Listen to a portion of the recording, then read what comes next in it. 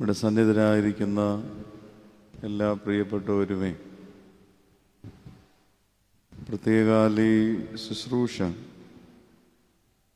ദൈവസന്നിധിയിൽ ധ്യാനപൂർവം ശ്രവിക്കുന്ന സഭയുടെ മക്കളായിരിക്കുന്ന എല്ലാ പ്രിയപ്പെട്ടവരുമേ,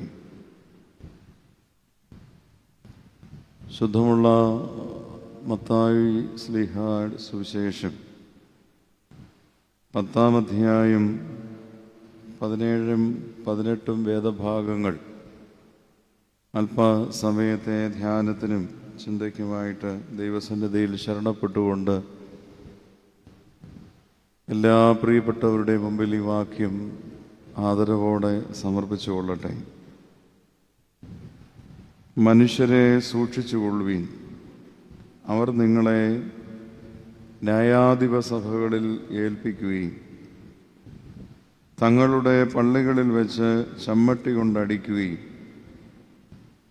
എൻ്റെ നിമിത്തം നാടുവാഴികൾക്കും രാജാക്കന്മാർക്കും മുമ്പിൽ കൊണ്ടുപോവുകയും ചെയ്യും. അത് അവർക്കും ജാതികൾക്കും ഒരു സാക്ഷ്യമായിരിക്കും. 22-ാം വാക്യത്തിൻ്റെ 2-ാം ഭാഗം, അവസാനത്തോളം സഹിച്ചു നിൽക്കുന്നവനോ രക്ഷിക്കപ്പെടും. ഒരു നിമിഷം നമ്മുടെ തലകളെ ദൈവസന്നിധിയിൽ സമർപ്പിക്കാം.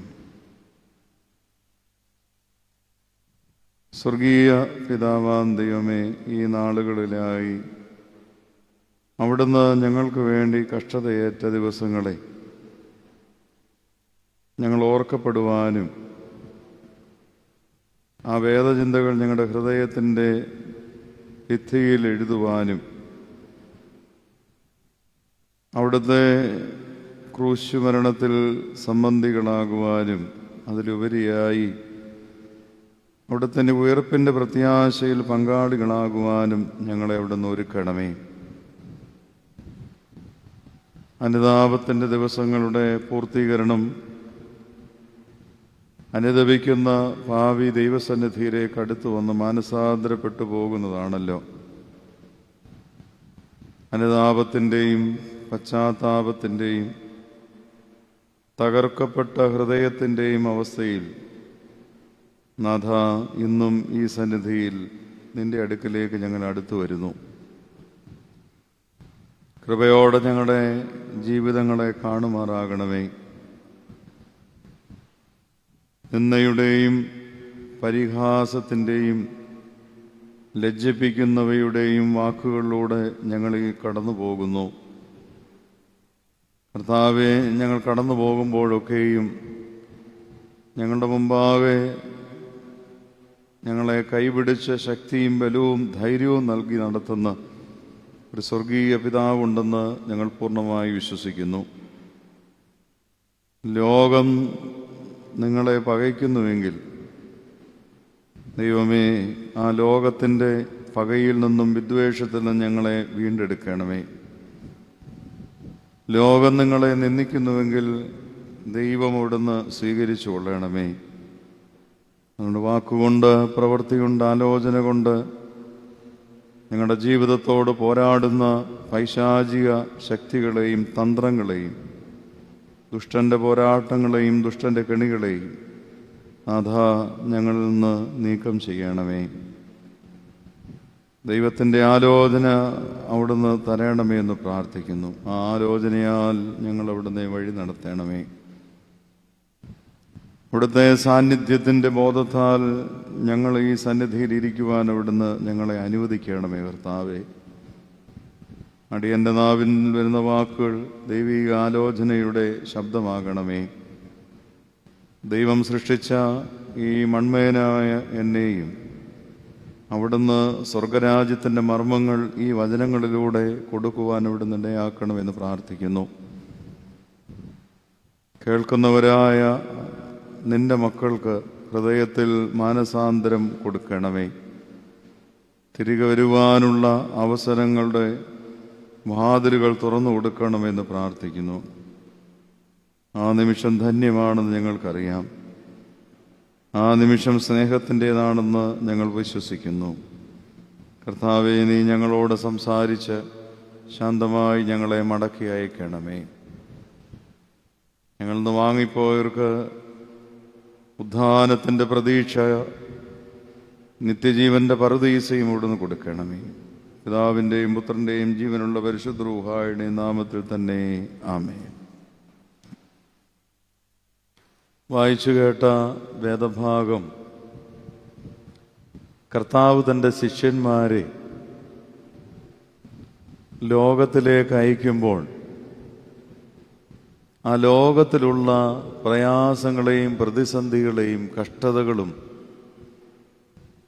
അവരെ പറഞ്ഞു മനസ്സിലാക്കുന്ന ഒരു പരസ്യ ശുശ്രൂഷയുടെ വേദഭാഗമാണിത്. എന്നോടൊപ്പമുള്ള ഒരു ജീവിതത്തിന് ധൈര്യമുണ്ട്, പ്രത്യാശയുണ്ട്. പകലോ രാത്രിയോ നിങ്ങൾക്ക് ഭയപ്പെടുവാനായിട്ടിടയാകുന്നില്ല. അതാണ് ക്രിസ്തുവിനോടൊപ്പമുള്ള ജീവിതം. പകലിലെ സൂര്യനും രാത്രിയിലെ ചന്ദ്രനും വലതുവശത്ത് വീഴുന്ന 10,000ങ്ങളും ഇടതുവശത്ത് വീഴുന്നതും ഒന്നും നിങ്ങളെ പേടിപ്പിക്കുവാനായിട്ട് സാധ്യമല്ല. അതാണ് ക്രിസ്തുവിൻ്റെ ജീവന്റെ മൊഴി.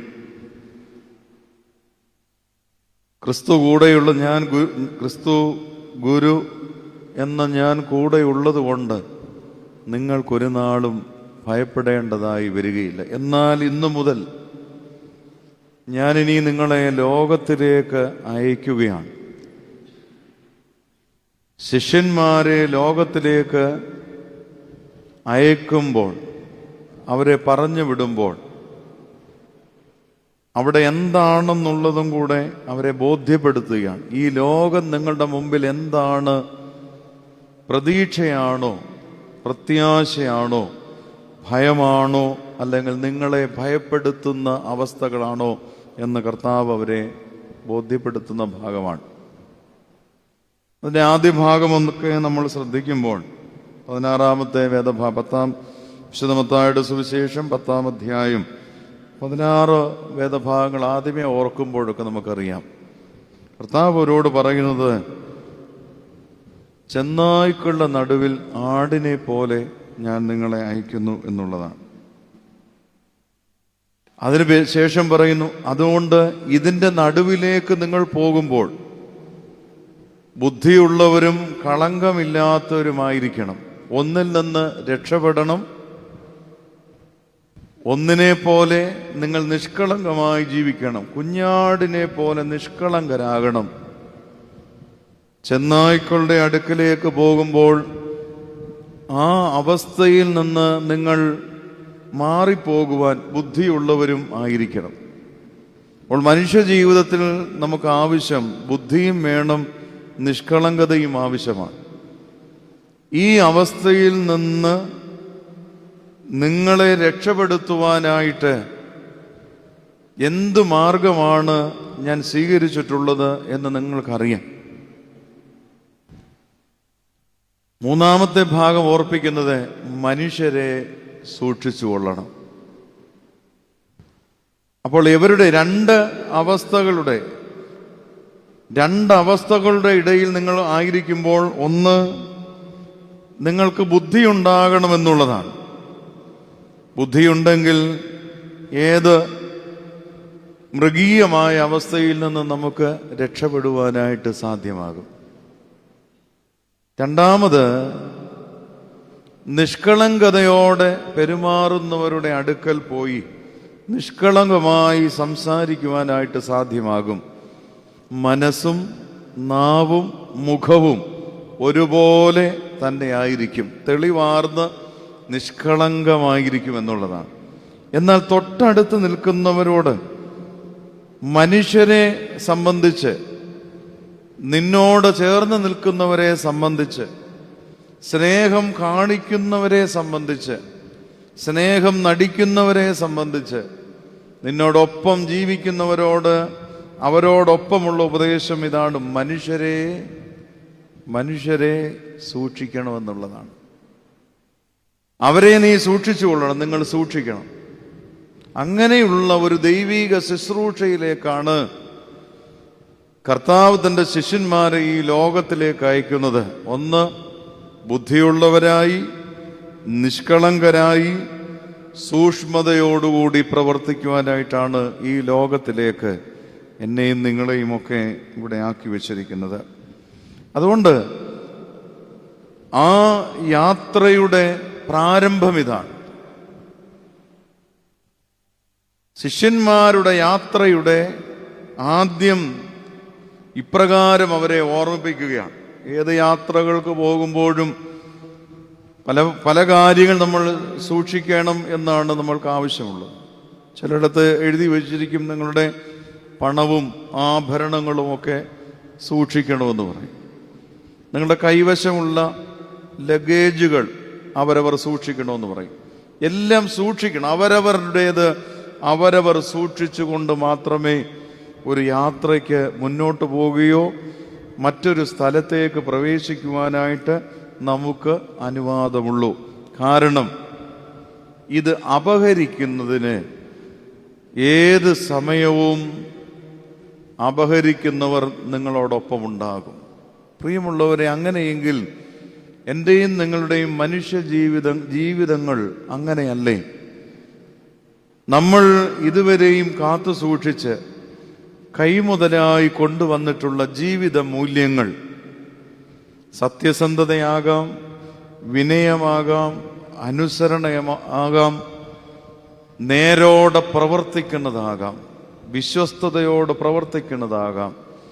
ഇങ്ങനെയുള്ള നമ്മുടെ ജീവിത മൂല്യങ്ങളെ അപഹരിക്കുവാൻ അന്തരീക്ഷത്തിലുള്ള അല്ലെങ്കിൽ ഈ ഭൂമിക്ക് മുകളിലുള്ള ശക്തികളെ നമ്മൾ തോൽപ്പിക്കുന്നതിന് വേണ്ടിയാണല്ലോ ഈ നോമ്പിൻ്റെ ഒരു പ്രാരംഭത്തിൽ തുടങ്ങി അവസാന ഘട്ടത്തിലേക്ക് നമ്മൾ എത്തിയിരിക്കുന്നത്. ഇതൊരു പൂർത്തീകരണമാണ്. ഞാൻ സമ്പാദിച്ചിട്ടുള്ള ഈ നോമ്പിൻ്റെ പ്രാരംഭത്തിൽ ഞാൻ സമ്പാദിച്ചിട്ടുള്ള, ഞാൻ നേടിയെടുത്തിട്ടുള്ള, ഞാൻ സ്വീകരിച്ചിട്ടുള്ള ദൈവീക മൂല്യങ്ങൾ ആരും അപഹരിക്കാതിരിക്കുവാനായിട്ട് ശ്രദ്ധിക്കണമേ. കാരണം നമ്മൾ പ്രവേശിക്കുന്ന സ്ഥലങ്ങളിൽ മുഴുവനും ഒരു സൈൻ ബോർഡുണ്ട്. ഇന്ന ഇന്ന കാര്യങ്ങൾ നമ്മുടെ ജീവിതത്തിൽ നിന്ന് നഷ്ടപ്പെട്ടു പോകും. നഷ്ടപ്പെടാതിരിക്കുന്നതിന് വേണ്ടി ചില സൂക്ഷ്മതകൾ നമ്മുടെ ജീവിതത്തിൽ ആവശ്യമാണ്. അതുകൊണ്ടാണ് കർത്താവ് പറയുന്നത്, നിങ്ങൾ പോകുന്ന ഇടങ്ങളിലുള്ള മനുഷ്യരെ സൂക്ഷിച്ചുകൊള്ളുക. നിങ്ങളുടെ യാത്രയിലുള്ള നിങ്ങളുടെ ജീവിത മൂല്യങ്ങൾ നഷ്ടപ്പെടാതെ സൂക്ഷിക്കണം. ചെല്ലുന്ന സ്ഥലത്ത് ചെല്ലുന്ന രീതിയിൽ നമുക്ക് പെരുമാറാനായിട്ട് സാധ്യമാകും. അതുണ്ടാകരുത്. നമ്മുടെ ഹൃദയത്തിലുള്ളതും നമ്മൾ പിന്തുടർന്നു വന്നതുമായ വിശ്വാസത്തിൻ്റെ മൂല്യങ്ങൾ ചെല്ലുന്ന സ്ഥലത്ത്, ചെല്ലുന്ന ഇടങ്ങളിൽ, ചേരുന്ന മനുഷ്യരോട് ബലി കഴിക്കുവാനുള്ളതല്ല. ക്രിസ്തു കാണിച്ചു തരുന്നു. പീലാത്തോസിന്റെ മുൻപിൽ നിൽക്കുന്ന ക്രിസ്തു തങ്ങളുടെ ജീവിത മൂല്യങ്ങളെ ലോകത്തിൻ്റെ ഭരണാധിപനായിരിക്കുന്ന മനുഷ്യരുടെ മുമ്പിൽ ബലി കൊടുക്കുന്നില്ല. നീ യഹൂദന്മാരുടെ രാജാവോ എന്നുള്ള ചോദ്യത്തിന് അത് നീ തന്നെ പറയുന്നല്ലോ എന്നാണ് ക്രിസ്തുവിൻ്റെ മറുപടി. ആകുന്നു എന്ന് പറഞ്ഞാൽ ഈ ലോകത്തിലെ രാജാക്കന്മാരുടെ ഇരിപ്പിടങ്ങൾക്ക് ഇളക്കം സംഭവിക്കും. ആ ഇരിക്കുന്ന ഇരിപ്പിടങ്ങളെ ഉറപ്പിക്കാനായിട്ടാണ് ഇന്ന് മനുഷ്യൻ ശ്രമിക്കുന്നത്. ഇന്ന് ലോകത്തിൽ എന്ത് അധർമ്മമോ ദുഷ്പ്രവൃത്തിയോ പ്രവൃത്തിരഹിതമായ കാര്യങ്ങളോ ഒക്കെ ഈ ലോകത്തിൽ ചെയ്യുമ്പോൾ, മനുഷ്യർ ചെയ്യുമ്പോഴും ചെയ്യുവാനായിട്ട് കൂടെ നിൽക്കുന്നവരും ഒക്കെ ചെയ്യുന്നത് അതുതന്നെയാണ്. എങ്ങനെയെങ്കിലും തൻ്റെ ഇരിപ്പിടം വീണ്ടും സുരക്ഷിതമാക്കണം, സുസ്ഥിരമാക്കണം എന്നുള്ളതാണ്. മനുഷ്യർ എങ്ങനെയും ആയിക്കൊള്ളട്ടെ, ലോകം എങ്ങനെയും ആയിക്കൊള്ളട്ടെ, മനുഷ്യന്റെ ജീവിതം എങ്ങനെയും ആയിക്കൊള്ളട്ടെ, പക്ഷേ എൻ്റെ ഇരിപ്പിടത്തെ എനിക്കൊന്ന് സുരക്ഷിതമാക്കണം. അതാരെയും, ആരുടെ മുമ്പിലും ആരെയും തേജോവധം ചെയ്യാം. മനുഷ്യന് ലോകത്തിൽ മനുഷ്യനെ നശിപ്പിക്കാം. ലോകത്തിൽ വെച്ച് മനുഷ്യ ജീവിതങ്ങളെ ദയയില്ലാതെ ഈ ലോകത്തിൽ നിന്ന് മാറ്റപ്പെടുവാനായിട്ട് സാധ്യമാകുന്ന ലോകത്തിലാണല്ലോ നമ്മൾ ജീവിക്കുന്നത്. അവിടെയാണ് ക്രിസ്തു പറയുന്നത് മനുഷ്യരെ സൂക്ഷിച്ചു കൊള്ളണം. കാരണം ഇരിപ്പിടങ്ങളെ ഉറപ്പിക്കുവാനായിട്ടാണ് ഇന്ന് ലോകം ഓടി നടക്കുന്നത്. അതിനുവേണ്ടിയാണ്. അതുകൊണ്ട് അവിടെ ഇരുന്ന് ചെയ്യുന്ന പ്രവൃത്തിക്ക് രണ്ട് കാര്യങ്ങളുണ്ട്. ഒന്ന്, ബുദ്ധിയോടുകൂടി പ്രവർത്തിക്കണം. അല്ല എങ്കിൽ ആ ലോകവും ആ ഭരണാധിപനും നഷ്ടമായി പോകും. വിവേകത്തോടുകൂടി പ്രവർത്തിക്കണം, നിഷ്കളങ്കതയോടുകൂടി പ്രവർത്തിക്കണം. കഠിന ഹൃദയത്തോട് പ്രവർത്തിക്കുവാനായിട്ട് സാധ്യമാകില്ല. അതുകൊണ്ട് നിഷ്കളങ്കതയിൽ ജീവിതത്തിൻ്റെ പ്രവർത്തനങ്ങൾ മുന്നോട്ട് പോകുവാനായിട്ട് നമുക്ക് സാധ്യമാകണം. അതാണ് ഉത്തമനായ ഒരു ഭരണകർത്താവ് തൻ്റെ ശിഷ്യന്മാരോട് പറഞ്ഞ് ഈ ലോകത്തിലേക്ക് അയക്കുന്നത്. കർത്താവ് ഈ ലോകത്തിൽ വെച്ച് കാണിച്ചു തരുന്നതും നമ്മുടെ മുമ്പിൽ ഉള്ള ജീവിതവും അപ്രകാരം തന്നെയാണല്ലോ. രണ്ടാമത് ഓർപ്പിക്കുന്നത്, അവർ നിങ്ങളെ ന്യായാധിപ സഭകളിൽ ഏൽപ്പിക്കും. ശിഷ്യന്മാരോട് തന്നെ പറയാണ്, ന്യായാധിപ സഭകളിൽ ഏൽപ്പിക്കും. ന്യായമില്ലാത്തവൻ ന്യായം വിധിച്ചാൽ അത് മനുഷ്യരുടെ സന്തോഷത്തിനായി മാത്രമേ മാറുകയുള്ളൂ. മനുഷ്യന്റെ സന്തോഷത്തിന് ന്യായം നടത്തുന്ന മനുഷ്യരുണ്ട്. മനുഷ്യരുടെ സന്തോഷത്തിന് വേണ്ടിയുള്ളതായിരിക്കരുത് ക്രിസ്തീയ ജീവിതത്തിൻ്റെ മൂല്യങ്ങളെന്ന് നാം മറന്നുപോകരുത്. കർത്താവ് അതാണ് ഓർപ്പിക്കുന്നത്, ന്യായാധിപ സഭകളിൽ കൊണ്ട് നിർത്തും നിങ്ങളെ. എന്തിനു വേണ്ടിയാണ്? മറ്റൊരാളുടെ ന്യായത്തെ ജനത്തിനു വേണ്ടി അന്യായമായി വിധിക്കാൻ, മറ്റൊരാൾ ചെയ്ത ന്യായമായ പ്രവൃത്തി അത് അന്യായമായി കാണിക്കാൻ ന്യായം ചെയ്യുന്നവനെ ന്യായാധിപന്റെ മുമ്പിൽ കൊണ്ടു നിർത്തും. അങ്ങനെയല്ലേ ക്രിസ്തുവിനെ കൊണ്ട് നിർത്തിയത്? ക്രിസ്തുവിനെ ന്യായാധിപന്റെ മുൻപിൽ കൊണ്ടു നിർത്തി. ശിഷ്യന്മാരോട് പറഞ്ഞത് തന്നെ, നിങ്ങളെ ന്യായാധിപ സഭകളിൽ നിർത്തും. പക്ഷെ ക്രിസ്തു ആ വാക്കിന് വില കൊടുക്കേണ്ടതായിട്ട് വന്നു. മാറി മാറി വിചാരണ ചെയ്യുവാൻ ഓരോ ന്യായാധിപന്റെ മുൻപിലും ഓരോ സമയങ്ങളിലായി യാമങ്ങളിലായി തൻ്റെ യാത്ര തുടർന്നുകൊണ്ടേയിരുന്നു. ഓരോ മനുഷ്യരുടെ, ഓരോ ന്യായാധിപന്റെയും ഓരോ പടയാളികളുടെയും ഓരോ ആർപ്പുവിളികളുള്ള ജനസമൂഹത്തിൻ്റെ മുൻപിൽ ക്രിസ്തു മാറി മാറി നിൽക്കേണ്ടതായിട്ട് വന്നു. എന്ത് ചെയ്തിട്ടാണ്? ന്യായം ഈ ലോകത്തിൽ കൊടുത്തിട്ടാണ്. ജനം ചെയ്യുന്നത്, അവരുടെ ആവശ്യം എന്താണ്? ബറബാസിനെ വിട്ടുകിട്ടണമെന്നുള്ള അവരുടെ നിലവിളിയാണ്. നിലവിളിക്കുന്ന ജനസമൂഹം എന്തിനു വേണ്ടിയാണ്? കാരാഗൃഹത്തിൽ, തടവിൽ ചങ്ങലകളാൽ ബന്ധിച്ചവനെ ഞങ്ങൾക്ക് വേഗണം. ആ മനുഷ്യനെ കുറിച്ചും പറയുന്നത് എന്ത് പ്രവൃത്തി ചെയ്തിട്ടാണെന്നും പറയുന്നുണ്ട്. കൊള്ളയും കുലപാതകവും ചെയ്ത മനുഷ്യനെ കിട്ടാൻ മനുഷ്യൻ നിലവിളിക്കുന്ന ലോകമാണിത്. കൊള്ളയും കുലപാതകവും മനുഷ്യനെ നശിപ്പിക്കുകയും ചെയ്യുന്ന മനുഷ്യനെ വിട്ടുകിട്ടാൻ വേണ്ടി ഈ ലോകത്തിൽ വെച്ച് മനുഷ്യൻ നിലവിളിക്കുകയാണ്. ആ നിലവിളിയാണ് യഥാർത്ഥത്തിൽ ന്യായാധിപൻ കേൾക്കുന്നത്. മനുഷ്യരുടെ നിലവിളി ഈ ലോകത്തിൽ വെച്ച് കേട്ടവനാണ് ക്രിസ്തു. ആ ക്രിസ്തു മനുഷ്യരുടെ നിലവിളി കേട്ടു. യേശുവേ, ദാവീദ് പുത്ര, ഞങ്ങളോട് കരുണയുണ്ടാകണം.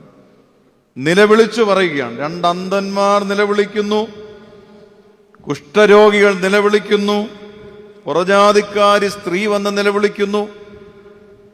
പക്ഷേ ഈ നിലവിളിയെല്ലാം കേട്ടത് ക്രിസ്തുവാണ്. എന്നാൽ ഇപ്പോൾ ലോകത്തിൻ്റെ ഭരണം കൈയാളുന്ന ഒരു മനുഷ്യൻ ജനത്തിൻ്റെ മുൻപിൽ ജനം തന്നെ പറയുകയാണ്. വിശുദ്ധ ലൂക്കോസിന്റെ സുവിശേഷം 23-ാം അധ്യായം 16-17 വേദഭാഗങ്ങൾ. അതുകൊണ്ട് ഞാൻ അവനെ അടുപ്പിച്ച് വിട്ടയക്കുമെന്ന് പറഞ്ഞു, ഇവനെ നീക്കിക്കളക, ബാറാബസിനെ വിട്ടുതരിക എന്ന് എല്ലാവരും കൂടെ നിലവിളിച്ചു എന്നുള്ളത്. ക്രിസ്തുവിന് വേണ്ടി നിലവിളിക്കുവാനായിട്ട് ഈ കൽത്തളത്തിന്റെ മുൻപിൽ, ഈ ന്യായാധിപന്റെ മുൻപിൽ ആരുമില്ല. പക്ഷേ ക്രിസ്തുവിനോട് വീഥികളിലും വിരിപ്പിന്മേലും രോഗസൗഖ്യം ആവശ്യമായിരുന്ന മനുഷ്യരുടെ നിലവിളി ക്രിസ്തുവിന്റെ കാതിലെത്തി.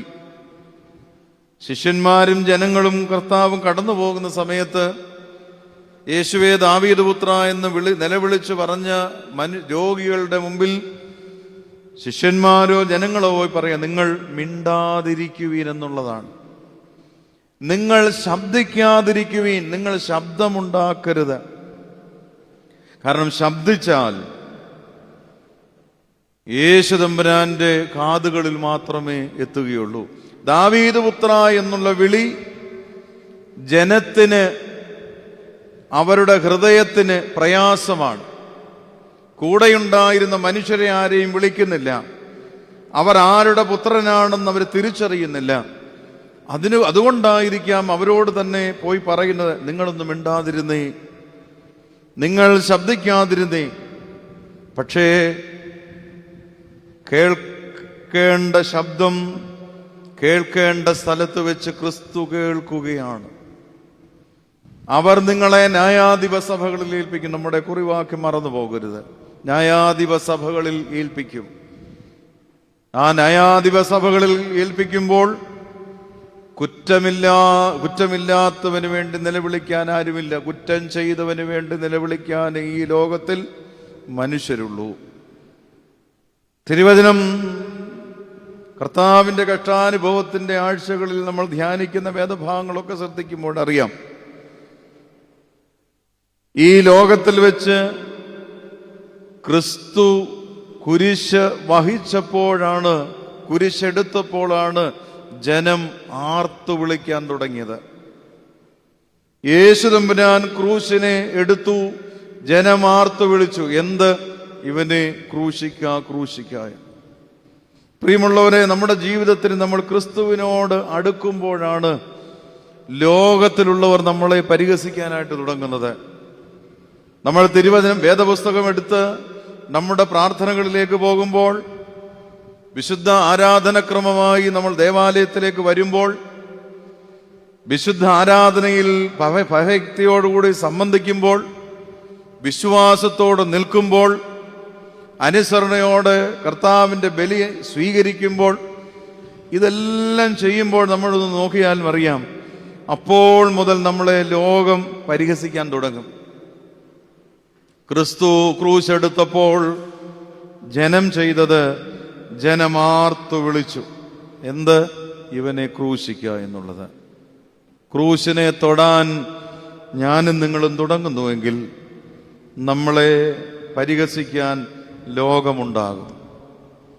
അതുകൊണ്ടാണ് കർത്താവ് തൻ്റെ ശിഷ്യന്മാരോട് പറഞ്ഞത്, മനുഷ്യരെ സൂക്ഷിച്ചുകൊള്ളുവീൻ. ഈ മനുഷ്യരെ നിങ്ങൾ സൂക്ഷിച്ചുകൊള്ളുവീൻ, അവർ നിങ്ങളെ ന്യായാധിപ സഭകളിൽ ഏൽപ്പിക്കും. അവർ നിങ്ങളെ ന്യായാധിപ സഭകളിൽ ഏൽപ്പിച്ച് നിങ്ങൾക്ക് വരുത്തേണ്ട ശിക്ഷ എന്താണെന്ന് അവർക്ക് പറഞ്ഞു കൊടുക്കുകയും ചെയ്യും. ഒരു മനുഷ്യനെ വിട്ടുകിട്ടാൻ കുറേ മനുഷ്യർ നിലവിളിക്കുന്നു. കുറ്റം ചെയ്തവനെ വിട്ടുകിട്ടാൻ മനുഷ്യൻ നിലവിളിക്കുന്ന ലോകത്തിലാണല്ലോ ഇന്ന് ഞാനും നിങ്ങളും ജീവിക്കുന്നത്. ആ നിലവിളിയുടെ ഫലം എന്താണെന്നും വിശുദ്ധ ലൂക്കോസിന്റെ സുവിശേഷം ഓർപ്പിക്കുന്നുണ്ട്. 23-ാം അധ്യായം 23-ാമത്തെ വാക്യം, അവരുടെ നിലവിളി ഫലിച്ചു എന്നുള്ളതാണ്. ആരെ രക്ഷപ്പെടുത്താനുള്ള നിലവിളിയാണ്. ആരെ രക്ഷപ്പെടുത്താനുള്ള കുറ്റവും കൊള്ളയും കുലപാതകവും ചെയ്ത ഒരു മനുഷ്യനെ കാരാഗൃഹത്തിൽ നിന്ന് വിട്ട് ഞങ്ങളോടൊപ്പം ചേർക്കുവാൻ, ഈ മനുഷ്യരോടൊപ്പം ചേർക്കുവാനുള്ള നിലവിളിയാണ് ഫലിച്ചത്, അല്ലാതെ മറ്റൊന്നുമല്ല.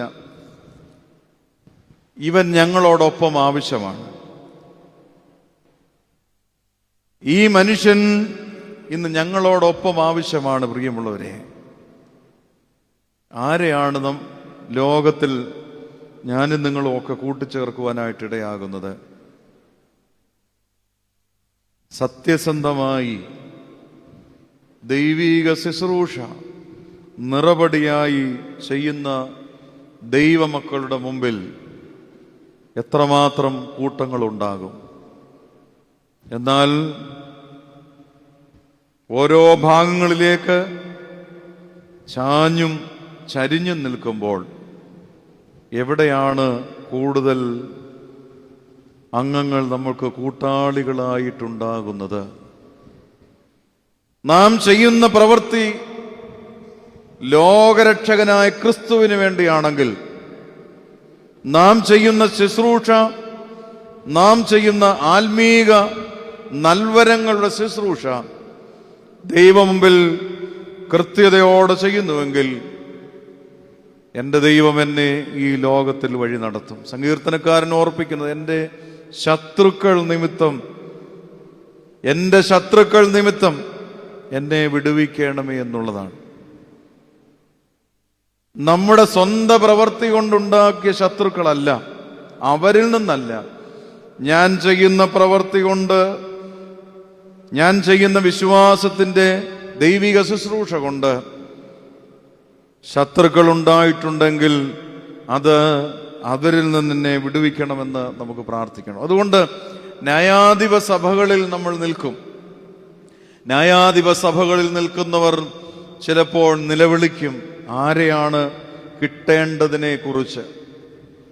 ഇന്നലെ വരെയും നിലവിളിച്ചവർ ആരുമില്ല ക്രിസ്തുവിന് വേണ്ടി നിലവിളിക്കുവാൻ. സൗഖ്യം കൊടുത്തവർ ആരുമില്ല, ഭക്ഷണം നുറുക്കിക്കൊടുത്തവർ ആരുമില്ല, വചനം കേട്ടവരില്ല. എന്നാൽ ഇതിൻ്റെ ഇടയിൽ നിന്ന് മനുഷ്യൻ വിളിക്കുകയാണ്, ആ കിടക്കുന്ന ആളിനെ ഞങ്ങളോടൊപ്പം ചേർക്കുവാൻ. പ്രിയമുള്ളവരെ, ക്രിസ്തുവിനെ, ലോകരക്ഷകനായ നമ്മുടെ അരുമനാഥനായ ഗുരുവിനെ എന്നോടൊപ്പവും നിങ്ങളോടൊപ്പവും ചേർക്കുവാനായിട്ടാണ് നമ്മൾ നിലവിളിക്കേണ്ടത്. എൻ്റെ ജീവിതത്തോടൊപ്പം ചേർത്ത് നിർത്തുവാൻ നാം നിലവിളിക്കണം. ജനത്തിൻ്റെ നിലവിളി ഫലിക്കുമായിരിക്കും, പക്ഷേ നാം ആലോചിക്കുക, എന്നോടൊപ്പം ചേർത്ത് നിർത്തുവാൻ, എന്നെ ചേർത്ത് നിർത്തുവാൻ എൻ്റെ ക്രിസ്തു എന്നോടൊപ്പമുണ്ടെങ്കിൽ ഞാൻ എന്തിന് ഭയപ്പെടണം? ഞാൻ ഈ ലോകത്തിൽ എന്നെ അയക്കുമ്പോൾ ഞാൻ ചെന്നായ്ക്കളെ ഭയപ്പെടേണ്ട കാര്യമില്ല. ഞാൻ അവരുടെ മുമ്പിൽ കുഞ്ഞാടിനെ പോലെ നിഷ്കളങ്കമായിരിക്കും. മനുഷ്യന്റെ പ്രവൃത്തിയെ ഞാൻ സൂക്ഷ്മതയോട് കാണും. അതുകൊണ്ട് ന്യായാധിപ സഭകൾ തിരുത്തലിൻ്റെ സഭകളായി മാറണം. ദൈവിക ശുശ്രൂഷകളുടെ സഭകളായി നമുക്ക് മാറാം. അതാണ് എൻ്റെ സഭ. ഇത് ദൈവിക ശുശ്രൂഷയുടെ സഭ. അതുകൊണ്ട് ഞാൻ നിലവിളിക്കേണ്ടത് എൻ്റെ ക്രിസ്തുവിനെ എന്നോടൊപ്പമായിരിക്കുവാൻ ഞാൻ നിലവിളിക്കണം. എനിക്ക് ആവശ്യമില്ലാത്തവർക്ക് വേണ്ടി ഞാൻ നിലവിളിക്കരുത്. എൻ്റെ ജീവിതത്തിന് ആവശ്യമില്ലാത്തവർക്ക് വേണ്ടി ഞാൻ നിലവിളിക്കരുത്. കാരണം ഓരോ മനുഷ്യർക്കും കിട്ടേണ്ട ശിക്ഷ കിട്ടിയിട്ടുണ്ട്. ഈ ലോകത്തിൽ അങ്ങനെയാണ്. ശിക്ഷിക്കപ്പെട്ടവന് വേണ്ടി നിലവിളിക്കുന്ന ലോകമാണിത്. ശിക്ഷിക്കപ്പെട്ടവർക്ക് വേണ്ടി നിലവിളിക്കുകയാണ്. പക്ഷേ എല്ലാം ചെയ്ത് പ്രപഞ്ചത്തിന്, ഈ ഭൂമിക്ക്, മനുഷ്യന്, തൻ്റെ സൃഷ്ടിക്ക് എല്ലാം അനുഗ്രഹങ്ങളെ ചൊരിഞ്ഞുകൊടുത്ത എൻ്റെ ക്രിസ്തുവിന് വേണ്ടി നിലവിളിക്കുവാൻ ആരില്ല. ക്രിസ്തുവിനെ തല്ലുവാൻ ആളുണ്ട്, വസ്ത്രങ്ങൾ ചീട്ടിടാനായിട്ട് ആളുണ്ട്, ബന്ധിക്കാൻ ആളുണ്ട്, തുപ്പൽ കൊണ്ട് മുഖത്ത് തുപ്പലേൽപ്പിക്കുവാൻ ആളുണ്ട്. പക്ഷേ എൻ്റെ ക്രിസ്തു എന്നോടൊപ്പം വേണമെന്ന് എത്രമാത്രം നമ്മൾ ആലോചിച്ച് നോക്കിക്കുക. എത്രമാത്രം നമുക്ക് ക്രിസ്തു ആവശ്യമാണ്. ഈ ലോകത്തിൽ നമുക്ക് ക്രിസ്തു എത്രമാത്രം നമുക്ക് ആവശ്യമാണ്.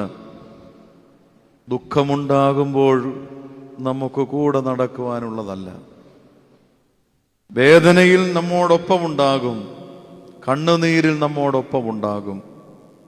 എല്ലായിടങ്ങളിലും, സന്തോഷത്തിലും ദുഃഖത്തിലും, ഈ രോഗത്തിലും രോഗസൗഖ്യത്തിലും, ധനത്തിലും ധനമില്ലായ്മയിലും, പട്ടിണിയിലും നിറവിലും എല്ലാം കൂടെ ഉണ്ടായിരുന്നത് എൻ്റെ ക്രിസ്തുവാണെന്ന് നാം തിരിച്ചറിയണം. പ്രിയമുള്ളവരെ, അനേക ദൈവമക്കൾക്കിന്ന് പ്രയാസങ്ങളുടെ ഒരു ലോകത്തിലാണ് ജീവിക്കുന്നത്. അനേക നമ്മുടെ ദൈവമക്കൾ ദൈവത്തോട് നിലവിളിക്കുന്ന സമയം കൂടിയാണ്. ആ നിലവിളി ദൈവത്തിൻ്റെ അടുക്കലെത്തണം. മനുഷ്യൻ നിലവിളിച്ചത് എന്തിനു വേണ്ടിയാണ്, എന്തിനു വേണ്ടിയായിരുന്നു എന്നുള്ളത് നമ്മൾ ബോധ്യപ്പെട്ടു. അവർ നിങ്ങളെ ന്യായാധിപ സഭകളിൽ നിർത്തും. ന്യായാധിപ സഭകളിൽ നിർത്തുമ്പോൾ രണ്ടാമത് ക്രിസ്തു പറയാണ്, തങ്ങളുടെ പള്ളികളിൽ വെച്ച് ചമ്മട്ടി കൊണ്ടടിക്കുകയും എൻ്റെ നിമിത്തം നാടുവാഴികൾക്കും രാജാക്കന്മാർക്കും മുമ്പിൽ കൊണ്ടുപോവുകയും ചെയ്യും. വെറുതെ ഏൽപ്പിക്കുകയല്ല. വെറുതെ ഒരാളിനെ കൊണ്ടുവന്ന് ഏൽപ്പിക്കുകയാണോ? അല്ല. വെറുതെ ഒരാളിനെ കൊണ്ടുവന്ന് ഈ ന്യായാധിപ സഭകൾ കൊണ്ട് നിർത്തിയതല്ല. കാരണം മനുഷ്യരാലോചിച്ച എല്ലാ കുറ്റങ്ങളും ഒരു മനുഷ്യനിൽ ആരോപിക്കപ്പെടുന്ന സമയമാണ് ന്യായാധിപന്റെ മുമ്പിൽ നിൽക്കുന്ന ക്രിസ്തുവിൽ കാണുന്നത്. മനുഷ്യൻ ബുദ്ധി കൊണ്ട് ആലോചിച്ചും അവന്റെ ഹൃദയത്തിൽ ഉരുത്തിരിഞ്ഞതുമായ എല്ലാ കാര്യങ്ങളും കൂടെ എല്ലാവരും ഒന്നിച്ചിരുന്ന് ആലോചിച്ചപ്പോൾ അതാരിൽ കുറ്റം ചാർത്തേണ്ടുവെന്ന് നോക്കുമ്പോൾ അത് ക്രിസ്തുവിലേക്ക് നീങ്ങി. ആ നീക്കമാണ് കർത്താവിൻ്റെ ബലിപീഠത്തിലേക്കുള്ള യാത്ര. എല്ലാ കുറ്റങ്ങളും ഒരാളിൽ ആരോപിക്കപ്പെടുകയാണ്. എന്തെല്ലാം ആരോപണമാണ്! നീ മനുഷ്യനെ തെറ്റിക്കുന്നു, സത്യത്തെ വികലമാക്കുന്നു, ശാപത്തിൽ പാടില്ലാത്തതെല്ലാം ചെയ്തു കാണിക്കുന്നു, മറ്റൊരാൾ പറയുന്നത് പോലെയുള്ള കാര്യങ്ങളല്ല നീ പറയുന്നത്, ദേവാലയത്തിലിരുന്ന് ബുദ്ധിയുള്ളവരോട് സംവാദം ചെയ്യുന്നു, നിന്റെ സഹോദരങ്ങൾ ഇന്നാരാണെന്ന് ഞങ്ങൾക്കറിയാം. അപ്പോൾ ഇങ്ങനെയെല്ലാം ഉള്ള ഒരു ചെറിയ കാര്യങ്ങൾ, ഓരോരുത്തരുടെ മനസ്സിൽ തോന്നിയ ഓരോ ചെറിയ ചെറിയ കാര്യങ്ങൾ കൊണ്ടുവന്ന് അതെല്ലാം വലുതാക്കിയിട്ട് ആരോപിക്കപ്പെടേണ്ട മനുഷ്യനെ കണ്ടുപിടിച്ച്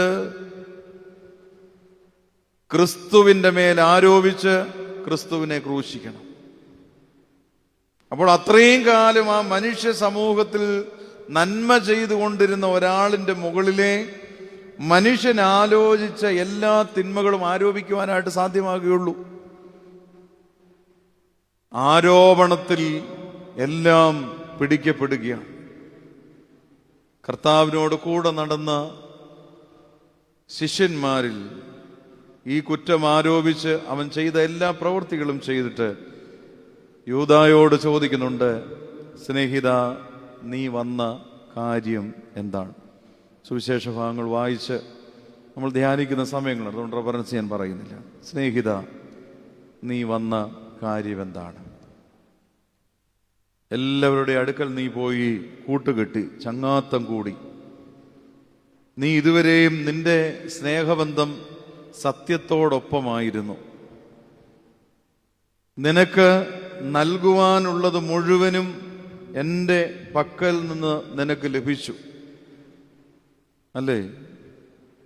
രോഗസൗഖ്യം നീ കണ്ടതാണ് ഞാൻ ചെയ്തത്.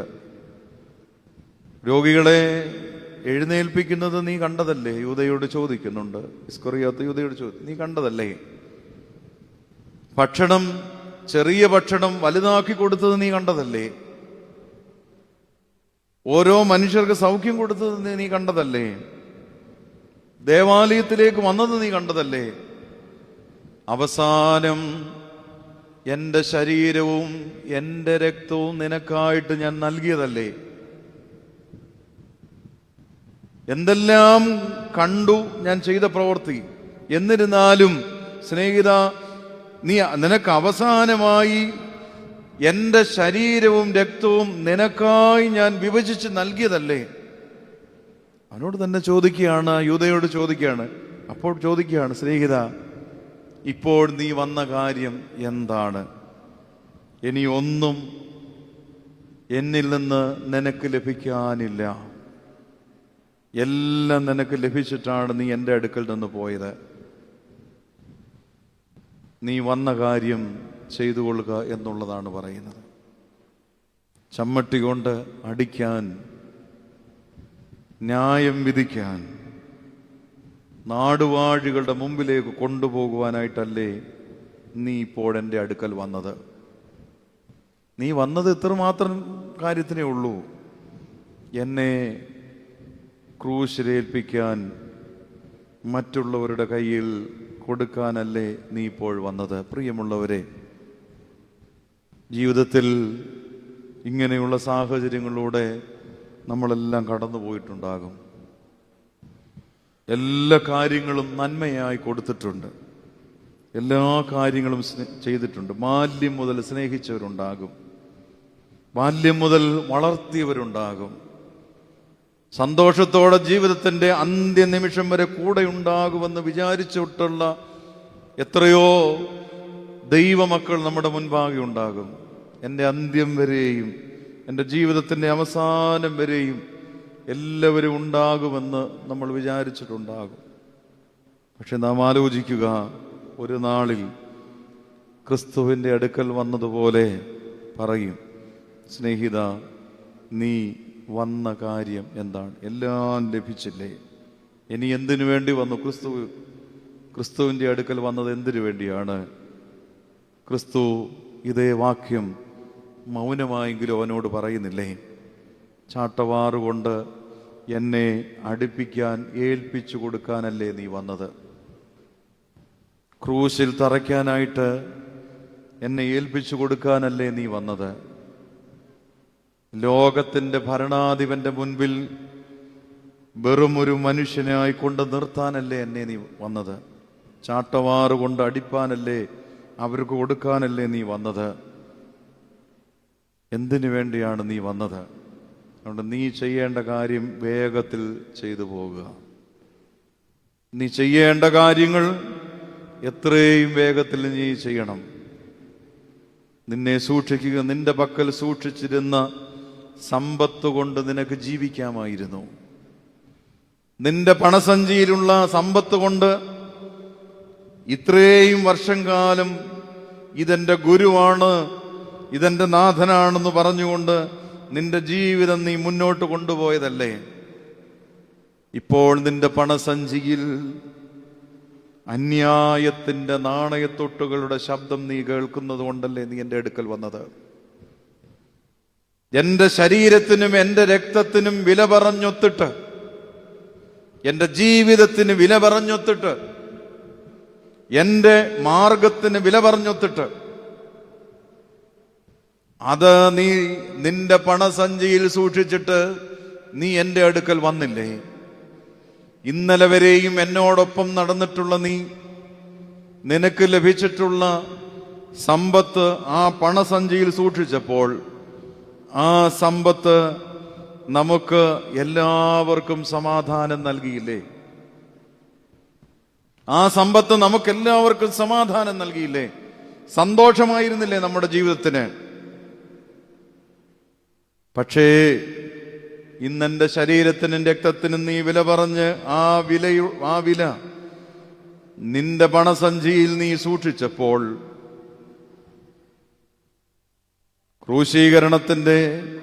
ക്രൂശ് മരണത്തിന്റെ അവസാന ഭാഗം നിന്നോടൊപ്പമുണ്ടായിരുന്ന ശിഷ്യന്മാരെല്ലാവരും ചിതറിപ്പോയില്ലേ?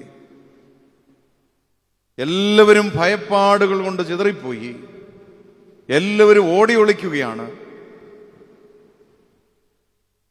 ഭീതി വരുത്തുന്ന ചില സമ്പത്തുകൾ നമ്മുടെ ജീവിതത്തിലേക്ക് വന്നാൽ പിന്നെ എന്നും നമ്മുടെ ജീവിതത്തിന് ഭയപ്പാട് തന്നെയായിരിക്കും.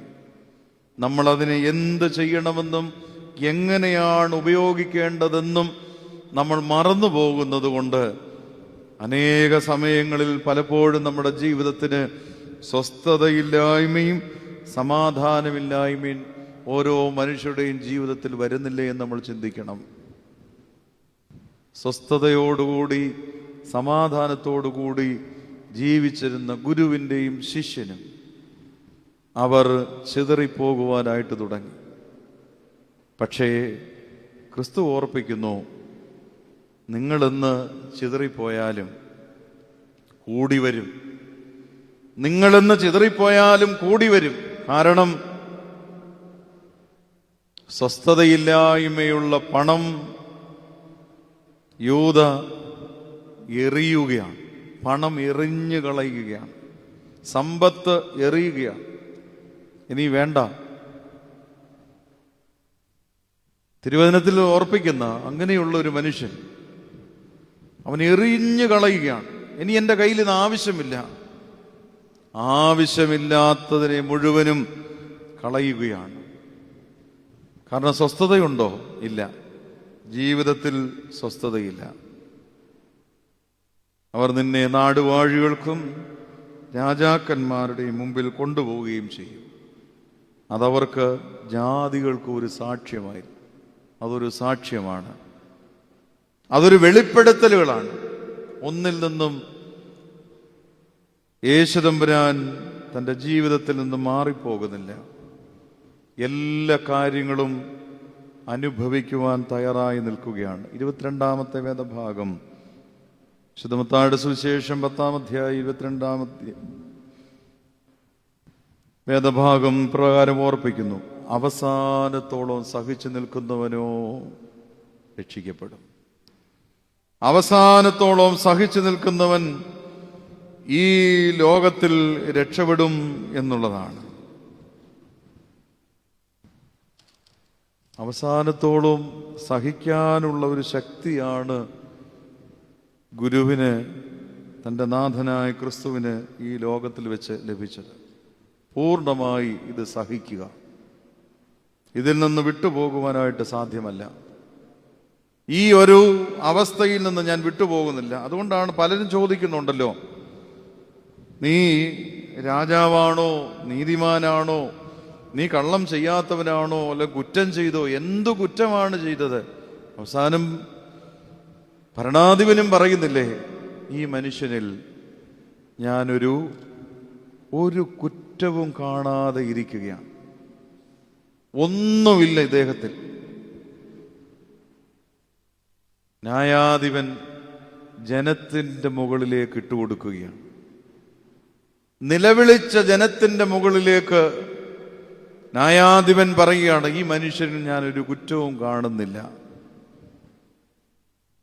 ഈ മനുഷ്യനിൽ ഞാനൊരു കുറ്റവും കാണുന്നില്ല. പ്രിയമുള്ളവരെ, കുറ്റമറ്റ ഒരു മനുഷ്യനാണ് ക്രിസ്തുവെങ്കിൽ കുറ്റം ചെയ്തിട്ടുള്ള നമ്മളോടൊപ്പം എത്രമാത്രം സ്നേഹത്തോടെ നടക്കുന്നു, എത്രമാത്രം നമ്മൾ ജീവിതത്തിൽ ബലഹീനതകളിൽ വീഴ്ചകളും കുറ്റങ്ങളും ഒക്കെ നമ്മൾ ചെയ്യുന്നുണ്ട്. ലോകത്തിൽ പറയുന്നു, ഇവനിൽ ഞാനൊരു കുറ്റവും കാണുന്നില്ല. ഒന്നും ചെയ്യാത്ത ഒരു മനുഷ്യൻ എന്തിനു വേണ്ടിയാണ്? എന്തിനു വേണ്ടി? എൻ്റെയും നിങ്ങളുടെയും, നമ്മൾ ഓരോരുത്തരുടെയും പാപത്തിനു വേണ്ടി എൻ്റെ കുറ്റം, എൻ്റെ ജീവിതത്തിൻ്റെ പാപമെടുത്ത് ക്രൂശിലേക്ക് യാത്രയാകുകയാണ്. ക്രൂശിലേക്ക് യാത്രയാകുകയാണ്. ആ ക്രൂശാണ് എൻ്റെ ജീവിതത്തിൻ്റെ പരമമായ ലക്ഷ്യം. ആ ക്രൂശാണ് എൻ്റെ ജീവിതത്തിൻ്റെ പരമമായ ലക്ഷ്യം. വിശുദ്ധ ലൂക്കോസിന്റെ സുവിശേഷം 23-ാം അധ്യായം 39 മുതലുള്ള വേദഭാഗങ്ങൾ ഓർപ്പിക്കുന്നത് പ്രകാരം തന്നെയാണ്. കള്ളന്മാർ രണ്ടുപേരും പറയുന്നു. ഒരാൾ പറയുന്നു, നാമോ ന്യായമായിട്ടുള്ള ശിക്ഷയാണ് അനുഭവിക്കുന്നത്. ന്യായമായ ശിക്ഷയാണ് നമുക്ക് രണ്ടുപേർക്കും കിട്ടിയിട്ടുള്ളത്. ഇവനോ അരുതാത്തത് ഒന്നും ചെയ്തിട്ടില്ല. ഇവൻ അരുതാത്തതൊന്നും ചെയ്തിട്ടില്ല. ഇവൻ ഈ ക്രിസ്തു, നമ്മളുടെ നടുവിലുള്ള ക്രിസ്തു, ഒരു അരുതാത്ത പ്രവൃത്തിയും ചെയ്തിട്ട്, നമ്മൾ ചെയ്തതിനുള്ള പ്രവൃത്തിയാണ് നമുക്കിപ്പോൾ കിട്ടിയിരിക്കുന്നത്. എന്നാൽ ഈ മനുഷ്യൻ, ഈ ക്രിസ്തു, എൻ്റെ നാഥന് ഒരു കാര്യവും ഈ ലോകത്തിൽ നന്മയല്ലാതെ മറ്റൊന്നും ഈ ലോകത്തിൽ ചെയ്തിട്ടില്ല. ന്യായമല്ലാത്തതൊന്നും ചെയ്തില്ല. എല്ലാം ന്യായമായിരുന്നു. സ്നേഹിക്കണമെന്ന് പറഞ്ഞത് ന്യായമായിരുന്നു. ഒരു നാഴിക കൂടെ നടക്കാൻ ആഗ്രഹിക്കുന്നവനോട് 2 നാഴിക നടക്കാൻ പറയുന്നത് ന്യായമായിരുന്നു. മരുഭൂമിയിലുള്ള മനുഷ്യനിൽ വിശപ്പുണ്ടായപ്പോൾ മനസ്സലിഞ്ഞത് ന്യായമായിരുന്നു. കുഷ്ഠരോഗിയെ തൊട്ടത് ന്യായമായിരുന്നു. അന്ധന്റെ കണ്ണുകളിൽ മണ്ണ് കുഴച്ച് അവന് സൗഖ്യം കൊടുത്തത് അത് ന്യായമായിരുന്നു. പുറജാതിക്കാരുടെ സ്ത്രീയുടെ മകൾക്ക് സൗഖ്യം കൊടുത്ത ന്യായമായിരുന്നു. താൻ സ്നേഹിച്ചിരുന്ന ലാസറിനെ ഉയർപ്പിച്ചത് ന്യായമായിരുന്നു. നമ്മൾ അന്യായമായി ചെയ്തതുകൊണ്ട്, നമ്മളൊന്നും ഇതൊന്നും ചെയ്യാത്തത് കൊണ്ടല്ലേ, നമ്മൾ പല പ്രവൃത്തി ചെയ്തത് കൊണ്ടല്ലേ നമ്മളെ ക്രൂശിൽ തൂക്കിയത്. ന്യായമായത് ചെയ്തവൻ ന്യായമായി ദൈവസന്നിധിയുടെ തൻ്റെ വലതു ഭാഗത്തേക്ക് പോവുകയാണ്. അതുകൊണ്ട് അവരുടെ സാക്ഷ്യം ഇതാണ്. ന്യായാധിപ സഭകളിൽ ഏൽപ്പിക്കും, ചമ്മട്ടി കൊണ്ടടിക്കും, കുറ്റം പറയും. പക്ഷേ ന്യായാധിപന്റെ സഭയിൽ നിൽക്കുമ്പോഴും ന്യായമായത് പ്രവർത്തിച്ച ഒരാളാണ് ന്യായാധിപന്റെ മുൻപിൽ നിൽക്കുന്നത്. ന്യായക്കേടുകൊണ്ട് ലോകം ഭരിച്ചവരല്ല, ന്യായത്തെ തങ്ങളുടെ ജീവിതത്തിന്റെ മുഖമുദ്രയായി ശുശ്രൂഷ നടത്തിയവരാണ് ലോകത്തിൽ ഓർക്കപ്പെടുന്നത്.